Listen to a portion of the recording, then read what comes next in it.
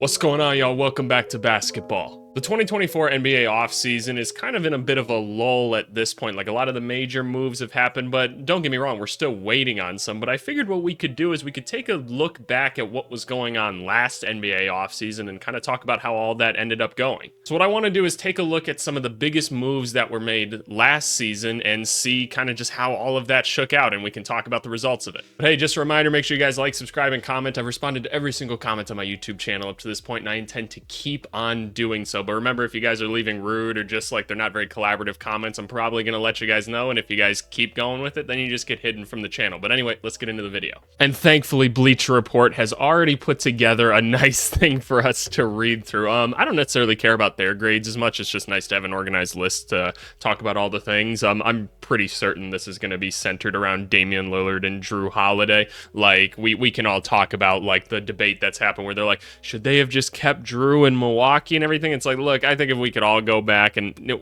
I shouldn't go too far into this. What's the first trade? The Suns go all in on Bradley Beal. We'll talk about Drew and Dame later. This probably is the first one that we got to talk about because this was a big move, right? Obviously, Kevin Durant ended up in Phoenix during the prior season, and then in the offseason, they go and get Bradley Beal, right? And so now you're like, oh, wow, like this team, they've got three of like the best just like hoopers in basketball, right? And I was one of those people that was like, wow, this team is going to be a really tough out. And we saw the rest of the offseason kind of play out, and we were like, ooh, like the team's not looking like that sharp outside of like, like Grayson Allen. They went and got Nurkic, which was cool. Like Eric Gordon, I was kind of like, like how much are we really going to get out of him? And then it was like, okay, what do we really have with the rest of this roster? Like there's some really key missing role players. And obviously, it wasn't Bradley Beal's greatest season ever. I mean, a lot of it was very injury-riddled. I mean, the whole big three of Phoenix was pretty much injured the whole season. And then, you got to the playoffs, and you got all those guys healthy and everything. And, you got good years out of guys like Grayson Allen and stuff. And honestly, Nurkic did have a pretty good season, all said and done for them. But they had no depth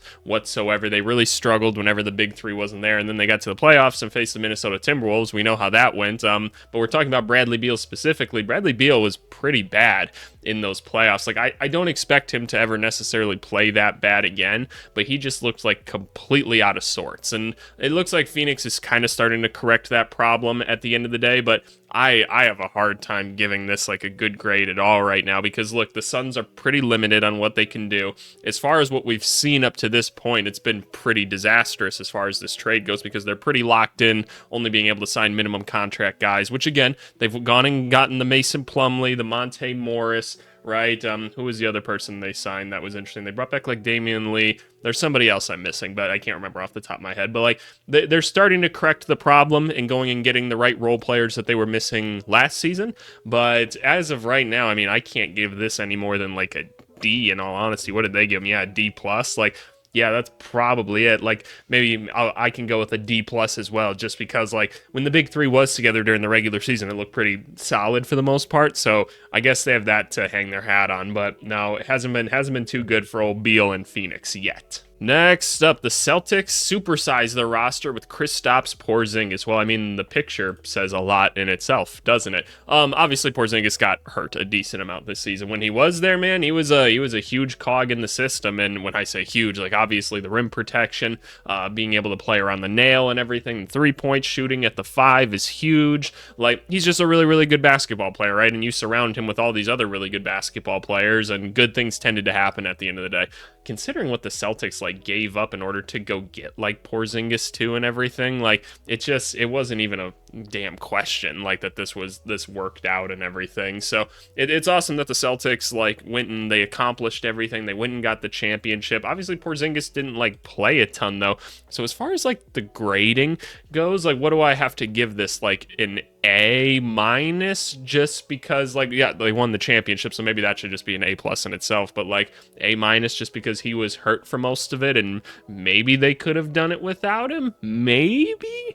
I don't know. Like, it's hard to say, and I don't really want to debate that because at the end of the day, he was there, he contributed, he did a ton for them this year, and man, the dude tried to play through some crazy injuries and everything, so all the credit in the world to Kristaps for this one. But this Celtics team could be dominant for the next like 2-3 seasons, man. I'm not sure how you build a team to stop these boys. I mean, like Horford will be gone soon, but even then you got 5 really good basketball players and they're actively trying to figure out who that backup center will be afterwards. So it could be a long time before this team goes down, but I'll give them an A. What did they give them? Or an A minus? Yeah, okay, I can sign on to an A minus. I can absolutely sign on to that with KP. Next up, Memphis tabs Marcus Smart as its missing piece. Yeah, so that was a part of the Porzingis trade, right? That was a part of the 3-team trade. That was another big thing to talk about, is that the Celtics gave up Marcus Smart for that, which honestly at the time was like, oh, that hurts. Like that just hurts in a lot of ways, right? Like he meant a lot to these Celtics teams. I mean, he dyed his hair green for a reason, right? Like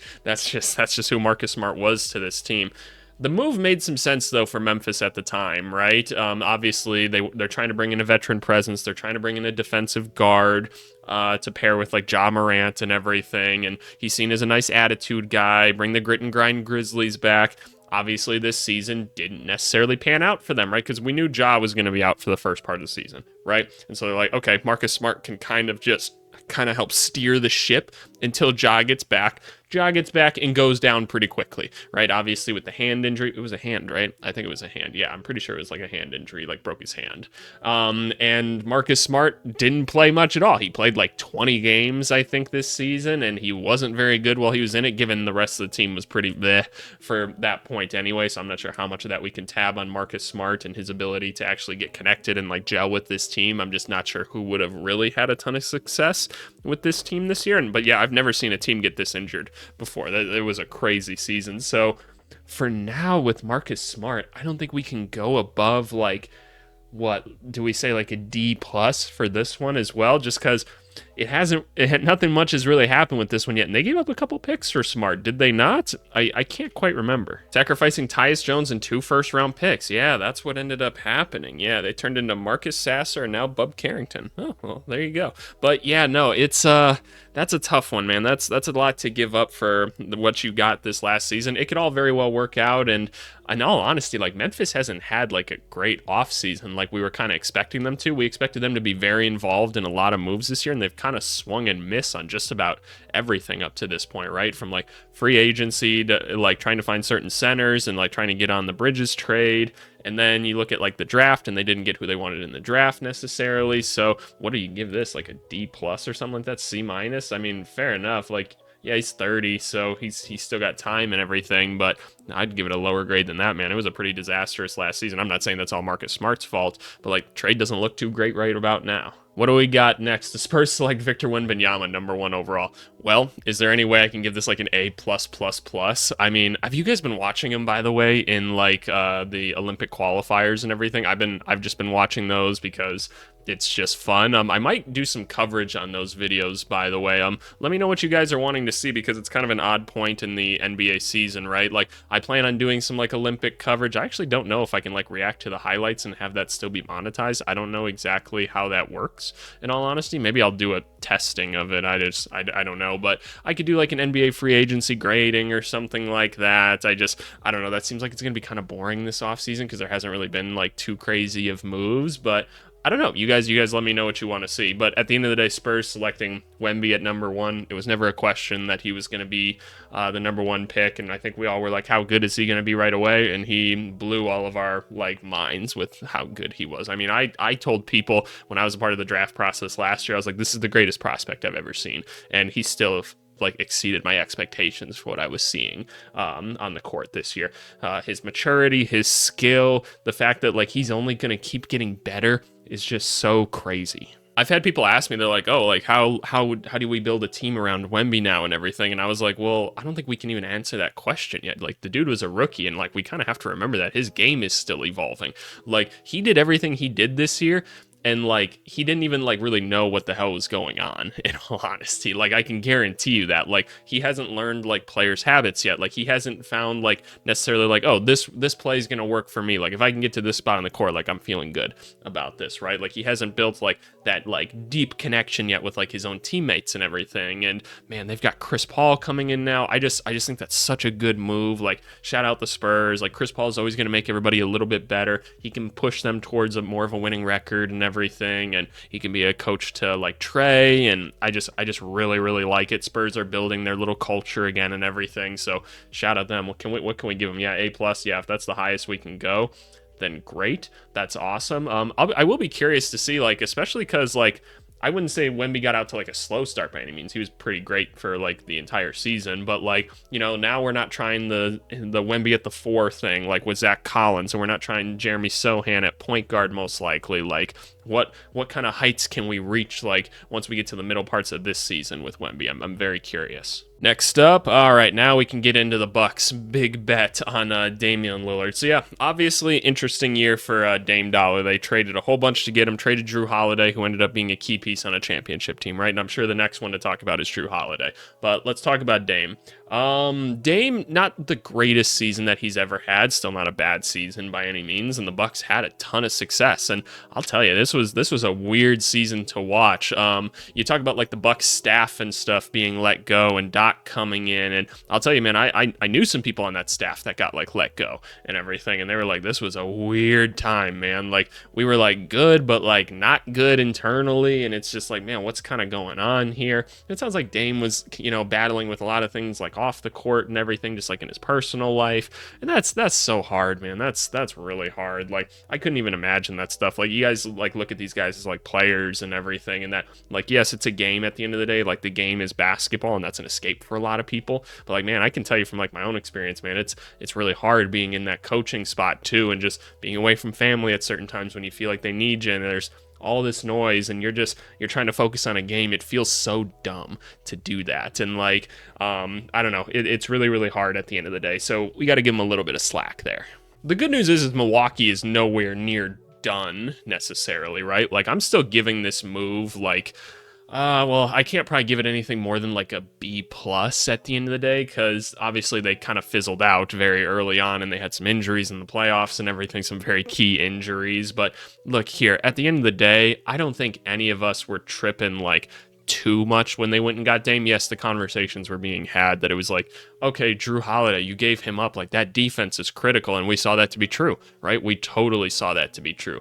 But at the end of the day, you were getting Damian Lillard, who, like, we all know where Damian Lillard is. Like, he's like, not that Drew Holiday's not a Hall of Famer, because he probably will be, but like, Damian Lillard is like one of the greats, man, like one of the greats. And I know Drew Holiday's a winner, but man, like, I don't know, like, at the end of the day, you were getting him, and in theory, Lillard and Giannis should still work very well. There was still so many times this last season where, like, a lot of the basic things that should come into your mind first as a coach as to like what to run with those two on the court just didn't happen, and that just like confused the hell out of me and a lot of other people, in all honesty, that I talked to. Like, they're like, we still just didn't see Lillard like Giannis, like pick and roll, even like something really basic like that, where it's just like, okay, that's a real tough decision somebody has to make, and it's like, how do you guard those guys with all the spacing that you have on the court? So I'll be very curious to see how this year goes. I'd have a hard time believing they're not like the number 2 team or number 3 team in this, because New York will obviously be really good. But at the end of the day, when you have Lillard and Giannis, a lot of good things could happen. They could be the number 1 team for all we know. And so for that, I can't give it any lower than like a B+. They're giving it a C+. Like, I know they got bounced early in the playoffs. That's not really Dame's fault, though. Giannis went down. So I'd give it a higher grade than that, and there's still a lot of time to build something cool here. So I presume this is Drew. Yep, so Celtics win the Drew Holiday sweepstakes.